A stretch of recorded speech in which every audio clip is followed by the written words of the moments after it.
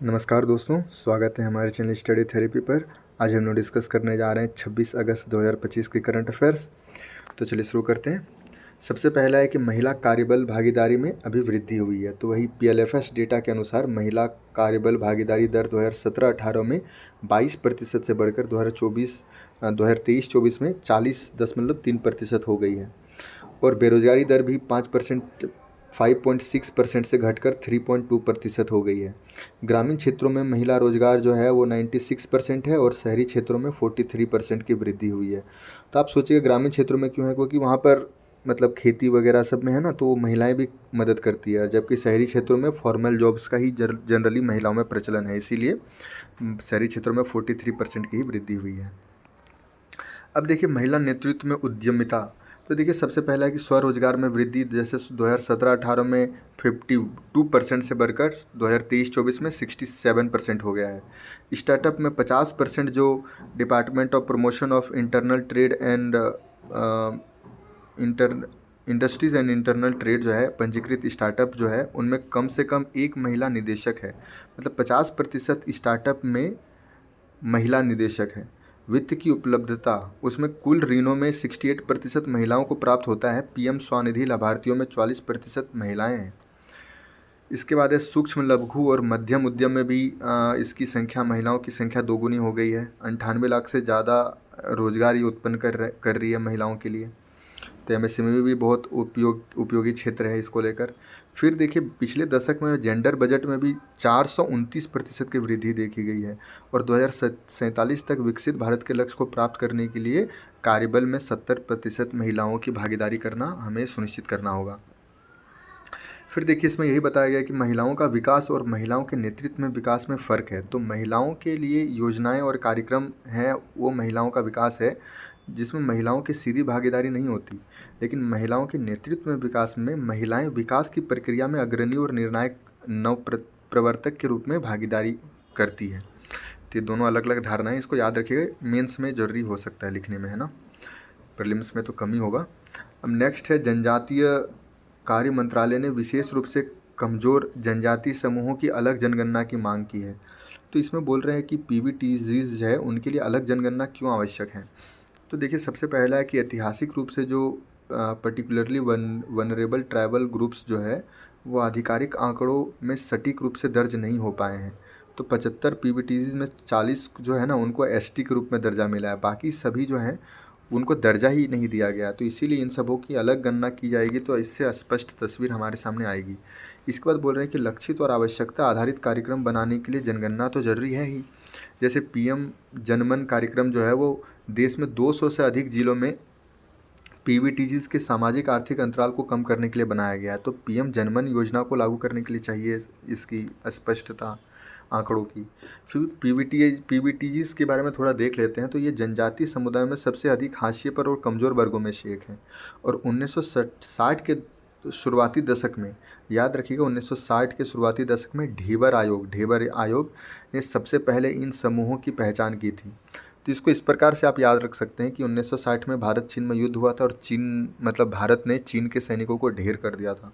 तो 1960 के दशक में ढेबर आयोग हो गया, उन्होंने सबसे पहले इन समूहों की पहचान की थी। और भारत में 75 PVTG समूह है जो कि 18 राज्यों और एक केंद्र शासित प्रदेश यानी अंडमान और निकोबार द्वीप समूह में है। आबादी इसकी लगभग 45.5 लाख के आसपास है। सबसे ज़्यादा है मध्य प्रदेश में, इसके बाद है महाराष्ट्र और इसके बाद है आंध्र प्रदेश। अब देखिए PVTGs की पहचान के लिए सरकार ने क्या क्या मानदंड है। तो सबसे पहला मानदंड में है पूर्व कृषि युग का प्रौद्योगिकी स्तर होना चाहिए, साक्षरता का निम्न स्तर होना चाहिए, आर्थिक पिछड़ापन होना चाहिए और घटती हुई या फिर स्थिर आबादी उनकी होनी चाहिए। इसके बाद थोड़ा देखते हैं भारत के रजिस्ट्रार जनरल और जनगणना आयुक्त के बारे में। तो ये इसकी स्थापना 1949 में हुई थी, मतलब स्वतंत्रता के 2 साल बाद। गृह मंत्रालय के अधीन यह कार्य करता है और इसकी जिम्मेदारियां हैं उनकी थोड़ा सा देख लिया जाए तो आवास एवं जनसंख्या गणना ये करती है, जनगणना अधिनियम 1948 के अंतर्गत। फिर नागरिक पंजीकरण प्रणाली, जन्म और मृत्यु पंजीकरण अधिनियम 1969 के तहत ये करती है। फिर सैंपल रजिस्ट्रेशन सिस्टम, राष्ट्रीय जनसंख्या रजिस्टर और मातृभाषा सर्वेक्षण, ये सभी जो है ना इन्हीं की यही करवाती है, मतलब भारत के रजिस्ट्रार जनरल और जनगणना आयुक्त। नेक्स्ट जो है ट्रम्प की इंटेल डील और अमेरिका की स्टेट कैपिटलिज्म में वापसी। तो देखिए अमेरिका में अभी इंटेल कंपनी में ना अमेरिका जो है वो 10% हिस्सेदारी खरीद ली है। तो इसको ये बोला जा रहा है कि अमेरिका भी अब फ्री मार्केट कैपिटलिज्म से हटकर स्टेट लेड कैपिटलिज्म की ओर बढ़ रहा है। तो इसमें जो है ना इंटेल वाला कंपनी में जो निवेश है वो पैसिव निवेश होगा और स्वामित्व हिस्सेदारी मतदान के बिना होगी। क्योंकि देखिए अगर मतदान के साथ होती है और एक्टिव निवेश होगा तो सरकार भी एक प्रकार से लाभ कमाने के उद्देश्य से शेयर करेगी। तो अगर कोई भी इंटेल कंपनी का कुछ होगा तो वो सरकार भी उसमें अगर हिस्सेदारी करने लगी तो इससे दूसरे कंपनियों के बीच भेदभाव उत्पन्न हो जाएगा ना, क्योंकि वहाँ पर इंटेल के अलावा भी अन्य कंपनियाँ हैं जैसे एनवीडिया है। तो वो उसके खिलाफ सरकार ना कानून बनाकर इंटेल पे कानून बनाएगी। तो इसीलिए सरकार ने निवेश को पेसिव रखा है और मतदान के बिना हिस्सेदारी ली है। अब देखिए थोड़ा देख लेते हैं स्टेट कैपिटलिज्म का संक्षिप्त इतिहास। तो 1960 के दशक में फ्रांस और ब्रिटेन ने कंप्यूटर और एरोस्पेस जैसे रणनीतिक क्षेत्रकों में अपने देश में हस्तक्षेप किया था। भारत में वहाँ से ही मतलब इसकी शुरुआत मानी जाती है। अब देखिए भारत में स्वतंत्रता के बाद सार्वजनिक क्षेत्र की उपक्रमों की स्थापना की गई। इसका उद्देश्य था तीव्र औद्योगिकरण को सुगम बनाना, रणनीतिक क्षेत्रों पर राज्य का नियंत्रण सुनिश्चित करना और संतुलित क्षेत्रीय विकास को भी बढ़ावा देना। अब देखिए थोड़ा इस पर देख लेते हैं लाभ और दोष इसका क्या होता है। जैसे स्टेट कैपिटलिज्म का लाभ और दोष क्या होता है। तो इसकी लाभ ये है कि महत्वपूर्ण उद्योगों पर रणनीतिक नियंत्रण सुनिश्चित होता है जैसे परमाणु ऊर्जा। लेकिन इसमें देखिए अकुशल भ्रष्टाचार और राजनीतिक हस्तक्षेप का भी जोखिम बढ़ता है। जैसे एयर इंडिया में घाटा इतने सालों तक रहा। फिर इसमें बोलते हैं कि निजी क्षेत्र के लिए अनाकर्षक क्षेत्रों में भी दीर्घकालिक निवेश को बढ़ावा दिया जा सकता है। लेकिन इसमें बोल रहे हैं कि प्रतिस्पर्धा और नवाचार को भी ये प्रतिकूल रूप से प्रभावित करता है। राष्ट्रीय सुरक्षा और रोजगार की सुरक्षा होती है इसमें, लेकिन ये करदाताओं पर वित्तीय बोझ को बढ़ाता है। जैसे एयर इंडिया का ही एग्जाम्पल आप ले सकते हैं। फिर देखते हैं स्टेट कैपिटलिज्म के बारे में। सरकार अक्सर प्रमुख उद्योगों के स्वामित्व और संसाधनों के राजनीतिक आवंटन के माध्यम से अर्थशास्त्र पर नियंत्रण रखती है इसमें, और ये संपूर्ण व्यवस्था बाजार पर ही आधारित होती है। तो याद रखिएगा इसको, है ना। इसके बाद देखते हैं लास्ट जो है वो है free capitalism, free market capitalism की ओर। तो इसमें उत्पादन के साधनों का स्वामित्व जो है वो निजी क्षेत्र के पास होता है और निर्णय आपूर्ति और मांग की शक्तियों के माध्यम से लिए जाते हैं। तो इसके लाभ और दोष अगर थोड़ा देख लें तो इसमें लाभ ये है कि प्रतिस्पर्धा, नवाचार और दक्षता को ये प्रोत्साहित करता है। लेकिन इसके साथ साथ ये आवश्यक क्षेत्र को जैसे स्वास्थ्य, पर्यावरण, अवसंरचना आदि में बाजार संबंधी विफलता हो सकती है। मतलब सोचिए प्राइवेट जो निजी कंपनियां हैं वो पर्यावरण, स्वास्थ्य और अवसंरचना क्षेत्रों में बहुत कम भी मतलब निवेश में ध्यान दे सकती है, और खासकर पर्यावरण क्षेत्र में। इसके बाद है कि वैश्विक निवेश को यह आकर्षित करता है, लेकिन ये असमानता इससे बढ़ सकती है। और जैसे भारत देश में ही आप लोग देखते होंगे कि मतलब टॉप 5% जो भारत में है उनके पास देश का 50% या मतलब 70% से ज़्यादा धन संचित हो गया है। तो ये भी एक दर्शाता है कि फ्री मार्केट कैपिटलिज्म की कमियां क्या क्या थी। अब नेक्स्ट हम लोग देखते हैं ग्राम सभाओं के पास जो है CFR प्रबंधन योजनाएं तैयार करने का अधिकार है।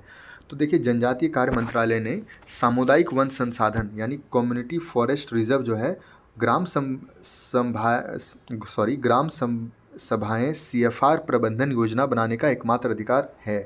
तो देखिए इनमें ये बोला गया है कि वन अधिकार अधिनियम 2006 था, उसके अंतर्गत ये व्यवस्था की गई थी कि जो सामुदायिक वन संसाधन है वो ग्राम सभाएं स्वयं से मतलब उस पर निर्णय ले सकती है, उस पर किसी राज्य सरकार या केंद्र सरकार का हस्तक्षेप नहीं होगा। तो देखिए उन्होंने यही कहा कि छत्तीसगढ़ वन विभाग ने जो है ना हाल में ही CFR अधिकारियों को कार्यान्वयन को जो नोडल एजेंसी घोषित कर दिया था, खुद को ही मतलब छत्तीसगढ़ वन विभाग को इसकी नोडल एजेंसी घोषित कर दिया था, जो कि FRA प्रावधानों के विपरीत था। तो अभी हाल फिलहाल में ही देखें जैसे जनजातीय कार्य मंत्रालय ने इसको स्पष्ट किया है कि ऐसी बात नहीं है, सामुदायिक जो वन संसाधन है वो ग्राम सभाएं के द्वारा ही आयोजित मतलब प्रबंधित की जाएगी। अब थोड़ा देख लेते हैं सामुदायिक वन संसाधन प्रबंधन योजनाएं होती क्या है। तो ये जो है सामुदायिक वन संसाधन प्रबंधन योजनाएं जो है ये सामाजिक न्याय को बढ़ावा देती है और ये मतलब पर्यावरणीय न्याय के दृष्टिकोण के अनुकूल भी है, क्योंकि इसमें देखिए इसमें जनजातीय युवाओं सहित हाशियों को भी निर्णय लेने का मतलब मौका मिलता है ना। इसके बाद ये समुदाय आधारित मॉडल से बिल्कुल मतलब समुदाय आधारित मॉडल है जो कि बॉटम टू टॉप वाला मॉडल से बिल्कुल अलग है। यहाँ पर होता क्या है, बॉटम टू टॉप जाता है, टॉप टू बॉटम नहीं आ रहा है। तो ये समुदाय मतलब यानी बॉटम जो है ना, जो निचले तबके के समूह हैं वो इस पर मतलब फैसला कर रहे हैं। अब देखिए इसमें बोल रहे हैं कि सरकार ने भी 2023 में धरती आबा जनजातीय ग्राम उत्कर्ष अभियान शुरू किया गया था। इस कार्यक्रम जो है, इस अभियान के अंतर्गत राज्य सरकारें उन एनजीओ को सूचीबद्ध करती है जिसकी मदद से ग्राम सभाएं सीएफआर प्रबंधन योजनाएं तैयार कर सके। अब देखिए नेक्स्ट चलते हैं। सुप्रीम कोर्ट ने कहा कि व्यावसायिक और प्रतिबंधित वाक मूल अधिकारों का हिस्सा नहीं है। इस पर थोड़ा देख लेते हैं कि न्यायिक टिप्पणी अभी जो आई है वो व्यावसायिक और प्रतिबंधित भाषण जो है वो संरक्षण नहीं है। 19(1)(a) के तहत व्यावसायिक भाषण और प्रतिबंधित वाक में शामिल नहीं है। अब देखिए इसमें यही बोला है कि घृणा वाक क्या होता है, हेट स्पीच, या फिर प्रतिबंधित भाषण क्या होता है। मतलब वही कि धर्म, जाति, नस्ल और निर्जातीय जैसी मतलब समूह के खिलाफ अगर आप शत्रुता, नफरता या फिर हिंसा को अगर आप बढ़ावा देते हैं। फिर व्यावसायिक भाषण वही है कि आप आर्थिक लाभ के लिए किसी भाषण को कर रहे हैं। जैसे कोई मैं ही वीडियो बना रहा हूँ तो आर्थिक लाभ के लिए अगर बना रहा हूँ, तो अगर मैं उसमें कुछ गलत बातें कहता हूँ, कोई घृणा वाक्य कहता हूँ, तो वो व्यावसायिक भाषण के रूप में आएगी। फिर इसमें बोल रहे हैं कि इन्फ्लुएंसर्स की जिम्मेदारी भी है इसको लेकर। दंडात्मक कार्रवाई और मुआवजा दिया जाना, मतलब मुआवजा होना चाहिए इसके।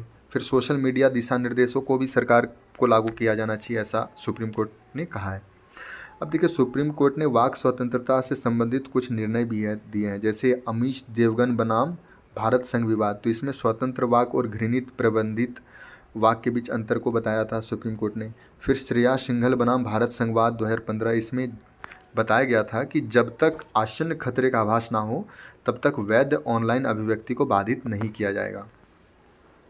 अब देखिए इसमें बोला गया है कि भारत में ऑनलाइन कंटेंट विनियमन के लिए कुछ कानूनी फ्रेमवर्क हैं। तो जैसे आईटी अधिनियम 2000 और उसके संशोधन, तो इसमें जो ऑनलाइन कंटेंट को विनियमित किया जाता है और इसकी धारा 69(a), उसमें सरकार के पास किसी भी जानकारी तक आम लोगों की पहुंच को रोकने का अधिकार दिया गया है। इसके बाद है सिनेमेटोग्राफी अधिनियम 1952, तो इसमें ऐसे कंटेंट पर ये प्रतिबंध लगा सकते हैं सरकार जो किसी व्यक्ति या समूह की आलोचना करता हो, उसे बदनाम करता हो या फिर हानिकारक टिप्पणी करता हो। तो ये सिनेमेटोग्राफी अधिनियम 1952 के तहत सरकार उस पर प्रतिबंध लगा सकती है। नेक्स्ट खबर की ओर हम लोग बढ़ते हैं। तवी नदी, तो देखिए भारत ने दरियादिली दिखाते हुए जम्मू की तवी नदी के बाढ़ के खतरे को लेकर पाकिस्तान को पहले से ही आगाह कर दिया। तो देखिए ये जो चेतावनी थी राजनयिक माध्यमों से दी गई है, ना कि सिंधु जल आयोग के माध्यम से। अब तवी नदी को थोड़ा देख लेते हैं। तो ये कैलाश कुंड ग्लेशियर यानी काली कुंड से निकलती है और ये चेनाब नदी के बाएं किनारे से मिलने वाली सहायक नदी है और जम्मू कश्मीर मतलब जम्मू शहर की जीवन रेखा के रूप में इसको जाना जाता है। सेकंड मतलब इसके बाद है विश्व खाद्य कार्यक्रम। तो भारत सरकार और विश्व खाद्य कार्यक्रम जो है उन्होंने वैश्विक स्तर पर भोजन की कमी के संकट को निपटने के उद्देश्य से सहयोग की घोषणा की है। तो थोड़ा जान लेते हैं संयुक्त राष्ट्र विश्व खाद्य कार्यक्रम को लेकर। तो ये सबसे बड़ा मानवीय संगठन है विश्व की, जो आपात स्थितियों में लोगों का जीवन बचाने तथा खाद्य सहायता के जरिए शांति, स्थिरता और समृद्धि सुनिश्चित करती है। 120 से अधिक देशों में कार्य करती है, भारत में भी करती है और 2020 में इसको नोबेल शांति पुरस्कार से सम्मानित भी किया गया था। इसके बाद चलते हैं animal blood transfusion and blood bank के लिए दिशा निर्देश। तो पशुपालन और डेयरी विभाग ने इसको जारी किया है। पूरे देश के लिए एक प्रकार से फ्रेमवर्क है और इसका मतलब रक्त चढ़ाना जीवन बचाने की प्रक्रिया है। तो यही है, मतलब दिशा निर्देश है ब्लड बैंक मतलब एनिमल के लिए, कुछ खास नहीं है। अच्छा, दिशा निर्देश के मुख्य बिंदु है जैसे जूनोटिक रोगों, जानवरों से फैलने वाले रोग जो हैं उनके खतरे को कम करने के लिए वन हेल्थ सिद्धांत को इसमें अपनाया गया है। फिर राष्ट्रीय पशु चिकित्सा रक्त बैंक नेटवर्कों का आधार ये प्रदान करते हैं। इसके बाद है इम्यूनोग्लोबुलिन एम एंटीबायोटिक यानी आईजीएम। तो इसको हम लोग प्रोनाउंस करेंगे। आईजीएम जो एंटीबायोटिक है वो हानिकारक प्रोटीन्स को यांत्रिक रूप से स्थिर करने का कार्य भी कर सकते हैं, अभी रिसर्च में पता चला है। तो इम्यूनोग्लोबुलिन एम एंटीबॉडी होता क्या है? तो ये सबसे बड़ा और सबसे बड़ा एंटीबॉडी है हमारे शरीर का, जो हमारी प्रतिरोधी प्रणाली मतलब प्रतिरक्षा प्रणाली तब बनाती है जब वो वायरस, बैक्टीरिया, परजीवी या अन्य हानिकारक रोगाणुजनक मतलब बैक्टीरियाओं से लड़ रही होती है। तो ये एंटीबॉडी है ना, ये सुरक्षात्मक प्रोटीन्स होते हैं एंटीबॉडी। इसके बाद ये बोला गया है कि ये रक्त और लसिका यानी लिम्फ्स में पाया जाता है। अब चलिए नेक्स्ट खबर की ओर बढ़ते हैं। Rare earth magnet.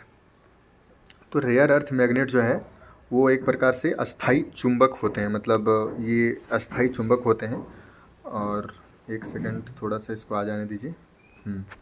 तो रेयर अर्थ मैग्नेट जो है वो अस्थाई चुंबक होते हैं जो कि दुर्लभ मृदा तत्वों रेयर अर्थ एलिमेंट के मिश्र धातुओं से बने होते हैं। और दुर्लभ मृदा तत्व जो है वो जो होते हैं ना वो कुल 17 तत्वों का एक समूह होता है। तो उन्हीं के तत्वों के मिश्रण धातुओं से अस्थायी चुंबक का निर्माण होता है। अस्थायी चुंबक की विशेषताएं हैं, ये ज़्यादा घनत्व, उच्च चालकता, असाधारण चुंबक की शक्ति और उच्च ऊर्जा घनत्व मतलब प्रदर्शित करती है। और मैग्नेट दो प्रकार के होते हैं, जैसे एक होता है नियोडोमिनियम और एक होता है सेमरियम कोबाल्ट। तो अब नेक्स्ट चलते हैं हिम तेंदुए की ओर।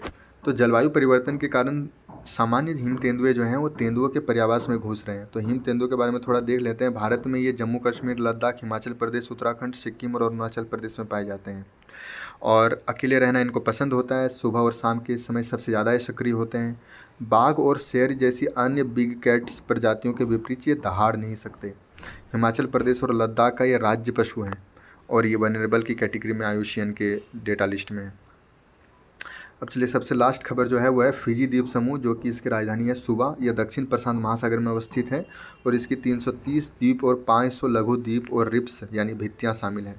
तो ये फिजी आइलैंड जो कि यहाँ पर ऑस्ट्रेलिया है, ऑस्ट्रेलिया के राइट साइड में है, प्रशांत महासागरीय द्वीप समूह। तो चलिए आज की खबर इतनी ही समाप्त होती है। आपसे मिलते हैं अगले करंट अफेयर्स की वीडियो पर। तब तक ध्यान रखिएगा। नमस्कार।